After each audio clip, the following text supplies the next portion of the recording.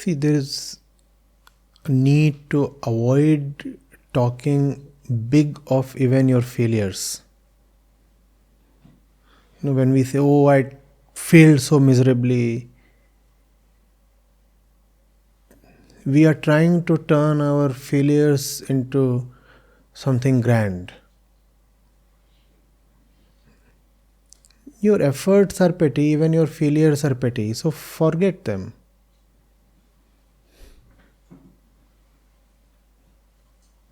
You have done nothing worth remembering.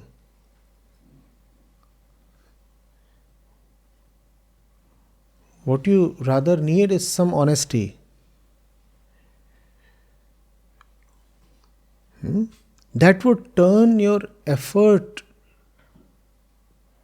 into something a bit substantial. Then probably you won't have to talk so much of your failures.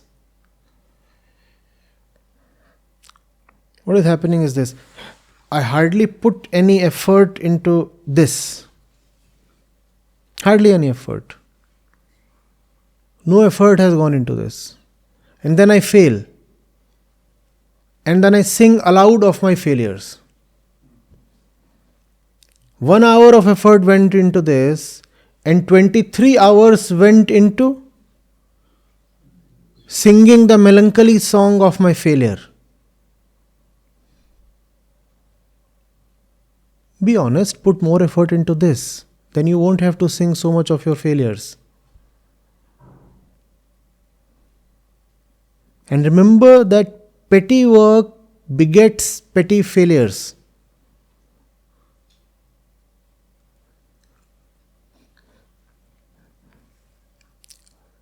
Show some spine with your effort.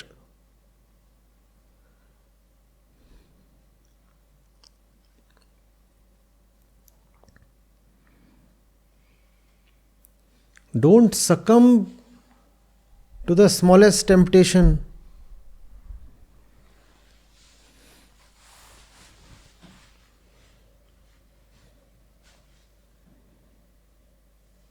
To even ordinary blows of Maya.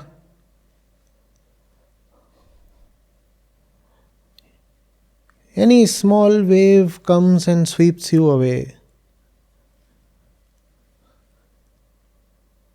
No, what's worth remembering or describing in this?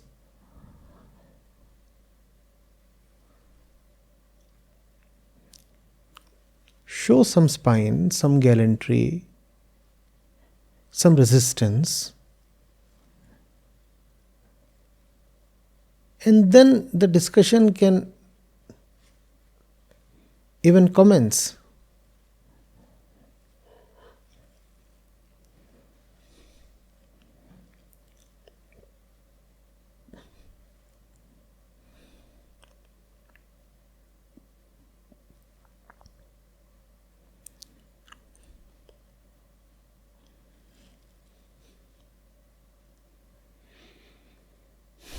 Yes. Tarajveer, when we talk of honesty and dishonesty, there's always this confusion that being what we are, which is fundamentally dishonest, we would still be resisting. So in that resistance, are we being honest? It all depends on you, what you want. Dishonesty is not about, is about not doing to get what you want to get. That's the fundamental dishonesty. So dishonesty is just stupidity. I want this, yet I do not act to get this. This is what I'm calling as dishonesty. Honesty is not about doing something miraculous or magnanimous, divine, altruistic, deeply spiritual, very offbeat, Very odd. Nothing. Honesty means I am thirsty, I will go to water. This is honesty. I am thirsty, I will go to water. Honesty is self-interest.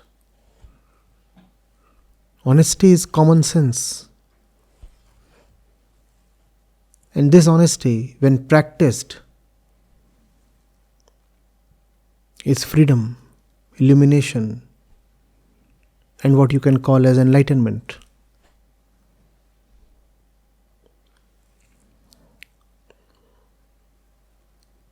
Nothing else. This is what is enlightenment. Practice honesty. Know what you want and commit yourself to it. Raji, lately I've been seeing that the more you catch yourself being dishonest, so there is always this disappointment, which is probably coming from false expectations. So on one hand, there is this disappointment that okay, again dishonest. On the other hand, one also has to constantly work towards improvement. So is the only use of this disappointment to just is the only use of this disappointment is to improve and not repeat it again? We think that we should not repeat it. We get disappointed, we try to learn from it and then try not to repeat it. And then maybe we don't try hard enough and then it happens again. So then what did we learn from it? Practice enjoyment. Love enjoyment. Miss the joy of the success in beating yourself. Be accustomed to that joy.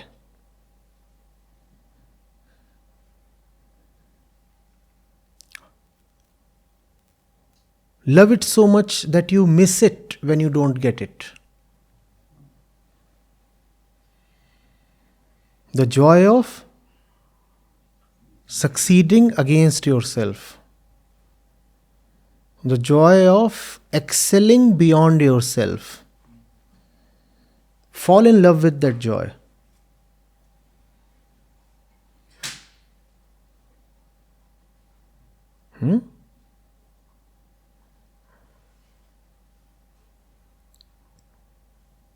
There is pleasure in being defeated by yourself. If you fall to your tendencies for pleasure, for rest, all you get is happiness, ordinary pleasure.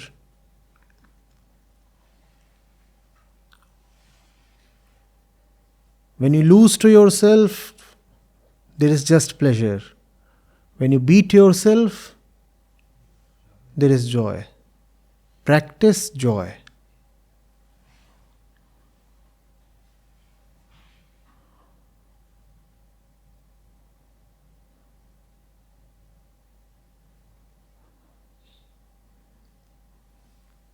Become obsessed.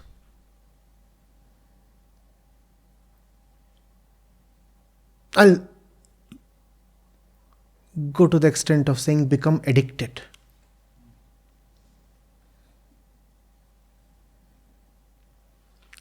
Saint Kabir says, become so addicted that you don't survive without it. He loves the metaphor of the fish. He says only the fish knows love. Only the fish knows love. won't survive a minute if you take it out of the ocean. Become so addicted to that. Want it every second. Crave it.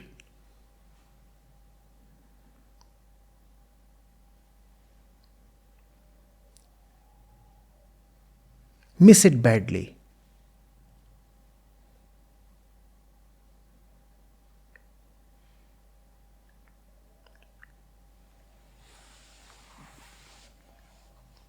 So if this is not happening frequently, does it mean that we have not have enough moments of joy? Yes. Well said. That's the tricky thing. If you have not had enough of it, you will not even develop the urge to want it. So somehow you must be given frequent tastes of it. Only then you fall in love with it. That's where the role of conditioning, parenting, education comes in. That's where the role of good company is. That's what the role of the teacher is. To kickstart you. To give you the first taste. To help you practice that taste.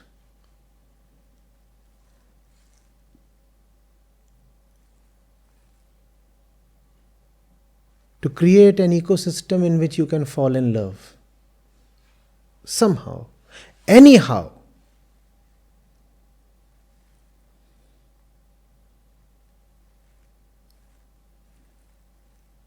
To bring you to the real thing. Once, twice, then again and again.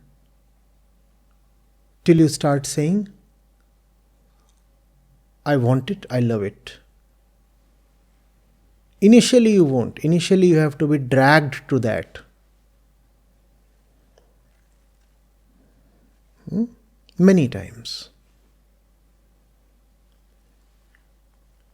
Then there has to be discipline so that you practice it. Without discipline, nothing will happen. A lot of practice is needed. And then comes a point when practice is no more needed. There is love. You want to do it on your own. That point doesn't come quickly or easy or cheap.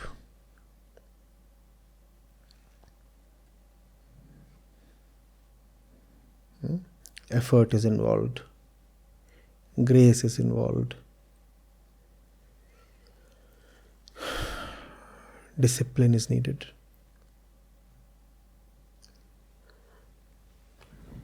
So, if such thoughts come that, even the best may not be enough because of the enormity of the challenge, do we just let this be and still keep on? You don't have to think of the final victory. The final victory will always be a gift. Immense beyond your imagination or desire. You have to think of your current daily battles. You have to think of your little daily victories. If you think of the final victory, all you will get is demotivation. Because the final victory is totally beyond you. Thinking of it is not going to pep you up or energize you. It will only deflate you. So don't think, don't envision any final thing. Think of your daily battles. Think of your small tasks. Go for your daily victories. Go to bed a winner every day.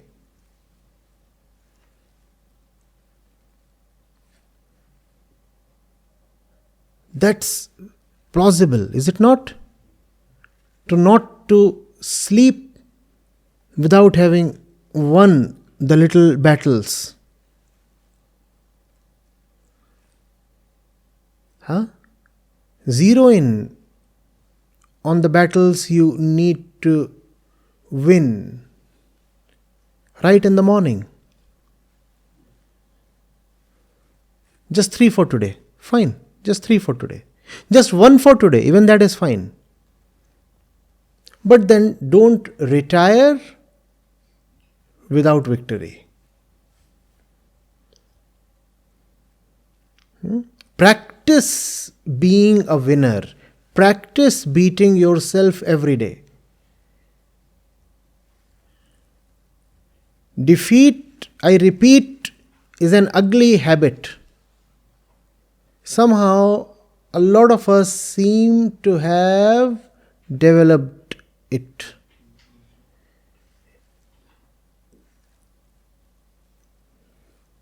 Defeat should bother you.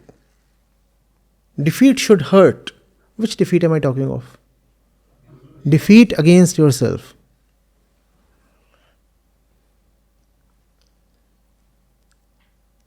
And being a winner is important. Therefore, you must not set unrealistic targets.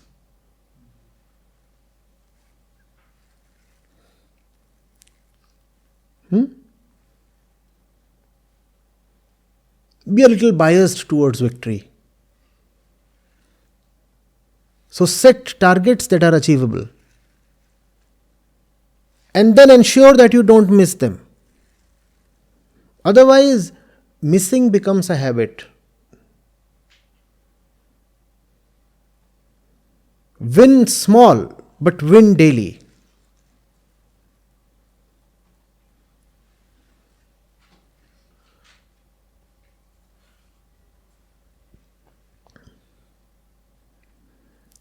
And you are not responsible for the ultimate victory. So unburden yourself of that final task. That will happen on its own. Nobody can do that. You are responsible only for your daily little battles. There, if you lose, then you are accountable.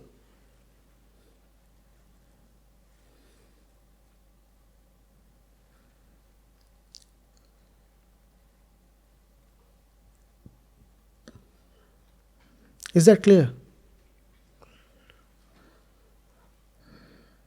The future is dangerous. Don't think of it. I'm not saying it's really dangerous. I'm saying it's a dangerous thing in the sense of what it does to your mind. When you think of the future, you allow yourself to go astray. So don't think of the future. Think of this day. What do I need to do? Today. That's all. That's all. The future will take care of its own.